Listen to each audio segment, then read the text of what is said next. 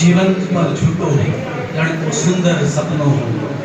रात सॼे वेही माकू नींद गुल सुबुह जो मुरकियो स्टेज ते वेठल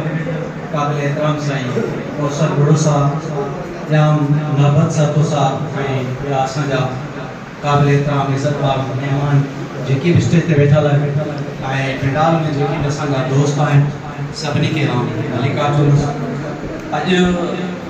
मुशाइरो आहे वणनि जे मुतलिक़ केटीएम तरफ़ां ऐं सिंधी संगत शाह खैबर तरफ़ां तमामु सुठो प्रोग्राम आहे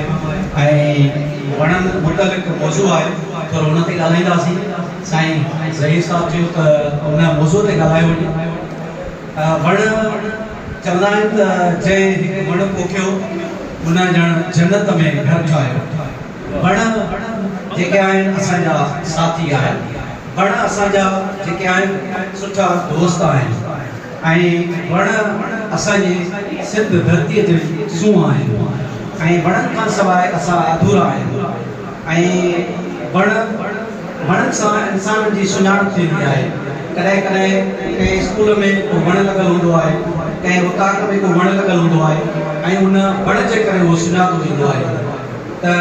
वण जेके आहिनि असां इंसान सां गॾु असांजा जेके जानवर आहिनि जेके बि साह वारियूं शयूं आहिनि या जेके पखी आहिनि सभिनी सां साथ निभाइनि था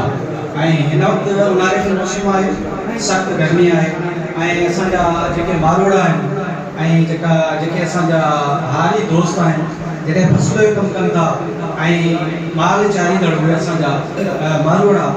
मंझंदि जे टाइम ते वण उनखे सहारो ॾिए थो ऐं वण जे हेठां विहनि था ऐं उनजा जेके पंहिंजा जानवर आहिनि उहे बि वणनि जे हेठां विहनि था ऐं वेही करे तमामु प्यार ऐं मोहबत वारो कचहरियूं कनि था उन करे वण जेके आहिनि उन्हनि वणनि जे लाइ असां ते इहो फर्ज़ु आहे त उन्हनि जी आबादी वधायूं ऐं असांजी धरतीअ ते रहंदड़ हिकु हिकु माण्हू जेकॾहिं हिकिड़ो हिकिड़ो वणु लॻाए पंहिंजे घर में लॻाए पंहिंजे स्कूल में लॻाए पंहिंजे अङण ते लॻाए पंहिंजी ज़मीन ते लॻाए त हिते धरतीअ जी सूंहं थी वेंदी ऐं वण तव्हां सुबुह जो ॾिसंदो जॾहिं सुबुह जो पहर हूंदो त कंहिं वण जे हेठां तव्हां वेही करे ॾिसंदो त पखियुनि जूं ॿोलियूं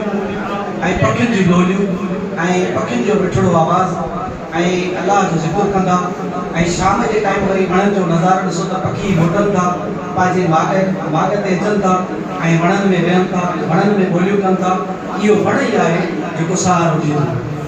ऐं वण जेके आहिनि असांजा जेके घर आहिनि ऐं वणनि जे काठ मां जेके असांजे घरनि जा